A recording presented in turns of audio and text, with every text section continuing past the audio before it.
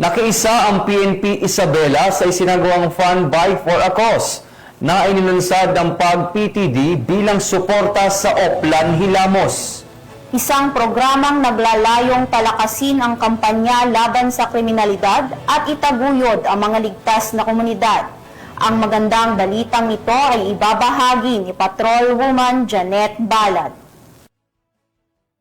Isa ang Isabela Police Provincial Office sa pamumuno ni Provincial Director Police Colonel Lee Allen B. Baugding sa sinagawang Fun Bike for a Cause na may temang Bike Together, Serve Together na inilunsad ng Provincial Advisory Group for Police Transformation and Development Isabela na ika-22 ng Nobyembre taong kasalukuyan sa Isabela Sports Complex, Barangay Alibago, City of Ilagan. Pinangunahan ng aktibidad ni Mr. Ismael G. Atienza Sr., Chairman, Isabela Anti-Crime Task Force or Vice Chairperson ng Provincial Advisory Group for Police Transformation and Development, Reverend Dave L. Talaver, Senior Pastor, Christian Bible Baptist Church, Honorable Evin J. C. Diaz, Board Member, 1st District of Isabela.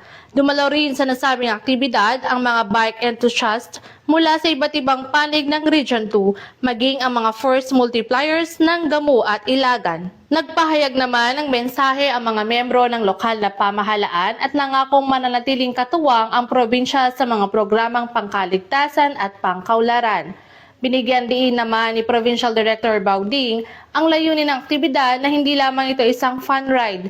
Isa itong panawagan para sa mas ligtas na kalsada at mas disiplinadong komunidad. Ang nalikom na pondo mula sa programa ay ilalaan para sa pagpapatuloy ng Oplan Hilamos, programang inisyatibo ng ating Chief PNP, Police Lieutenant General Jose Melencio C. Nartares Jr.